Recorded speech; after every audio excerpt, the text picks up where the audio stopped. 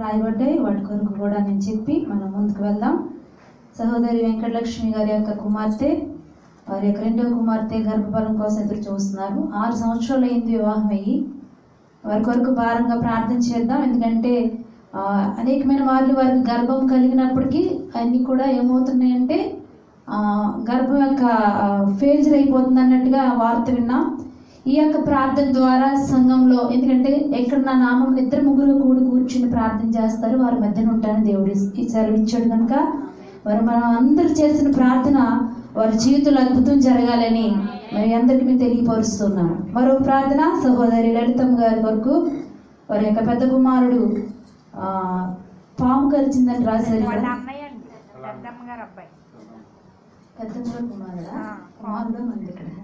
పెద్దమ్మ గారి కుమారుడు మరి పాము కరిచింది. 24 గంటలైతే కానీ చెప్పలేమన్నా ఇక్కడ మరి ప్రార్థన అవసరతకు తెలియపరిచి ఉన్నారు.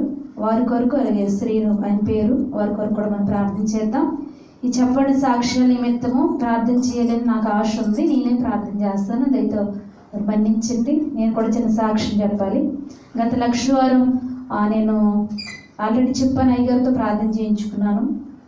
హాల్లో నుంచి నడిచి వస్తున్నప్పుడు హఠాత్తుగా పడిపోయాను. నేను పడిపోయినప్పుడు నాకు కుడికాలు ముందుకి, ఎడమకాలు వెనక్కి మడతపడి ఈ యొక్క కుడి చేతి మీద అవి కొంచెం దెబ్బలు తగిలేవి.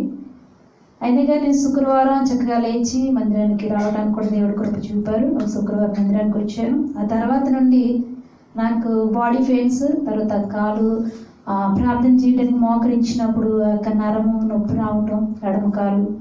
కొన్ని మార్లు వాళ్ళ మేడం వాళ్ళ అబ్బాయితో నేను సెటిల్ ఇలా ఆడుతున్నప్పుడు కాలు కొంచెం బలహీనపరుస్తుంది.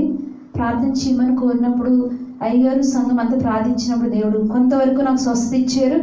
అలాగే నిన్న కూడా నన్ను ఎవరో పిలుస్తున్నారు, మా మేడం గారు కిందకి వెళ్ళమని పంపిస్తే నేను చాలా ఫాస్ట్గా అనమాట వెనక ముందు ఏం చూసుకోలేదు, కిందకి వచ్చేసాను. కిందకి గ్రౌండ్ ఫ్లోర్లో ఫాస్ట్గా నడుస్తుంటే చిన్న స్లిప్ అయింది. ఏంటి ఇలా స్లిప్ అయిందని ఇలా చూసుకున్నప్పుడు అదంతా వాటర్ కానీ దేవుని కృప చేత నేను కాపాడబడ్డాను. దేవునికి మహిమ కలుగును గాక. మరి సాక్ష్యాల నిమిత్తం చిన్న ప్రార్థన చేసుకుందాం. ప్రార్థన. మహాపరిషుడును మహోన్నతుడైన మా దేవా, మీ నామానికి వేలాది లెక్కలేని వందనములు స్తోత్రం చెల్లిస్తున్నాను ప్రభువా. చెప్పబడిన సాక్ష్యములన్నిటిని మీ చేతులకు ఇస్తున్నాను స్వామి. అయ్యా, ఎవరెవరు ఏదొక అవసరతలు కలిగి ఉన్నారో ఈ యొక్క స్థలంలో చెప్పబడిన ప్రతి మాటను మీరు విని ఉన్నారు దేవా అని స్తోత్రములు ప్రభువా. సహోదరి మేరీ గారి యొక్క కుటుంబం కొరకు, వారి భర్త గారి కొరకు, ఇంటర్మీడియట్ రిజల్ట్ కొరకు, వారి కుమార్తె కొరకు మీరు చేసిన మేలును బట్టి, చేయబోతున్న మేలును బట్టి, అవసరతను బట్టి మరలా మేము ప్రార్థన చేస్తున్న బిడ్డ కార్యం చేయండి. కుమారి గారు చెప్పిన సాక్ష్యము నాయన మెడికల్ విషయంలో ప్రభువా యేసు నామములో గొప్ప కార్యం మీరు జరిగించమని వేడుకుంటున్నాం దేవాని స్తోత్రములు. వెంకటలక్ష్మి గారి యొక్క కుమార్తె గర్భఫలం కొరకు ప్రార్థన చేస్తున్నాం. యేసు నామములో గర్భఫలం తెరవబడును గాక, యేసు నామములో గర్భఫలం తెరవబడును గాక, నీకే మహిమ కలుగును గాక. నీకు స్తోత్రం చెల్లిస్తున్నాను ప్రభువా.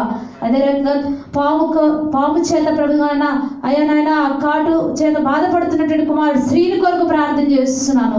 ప్రతి విషయమును విరచమని, సిలువలో కాచిన రక్తము చేత ఆ యొక్క గాయమును మీరు కట్టి ఆ కుమారుడికి ప్రభువా నాయన జీవమును పోసి నీ నామ ఘనత కొరకు వాడబడులాగా నిలవబెట్టమని, డాక్టర్ల కంటే గొప్ప వైద్యుడు ప్రభువా నువ్వు నాయన తండ్రి.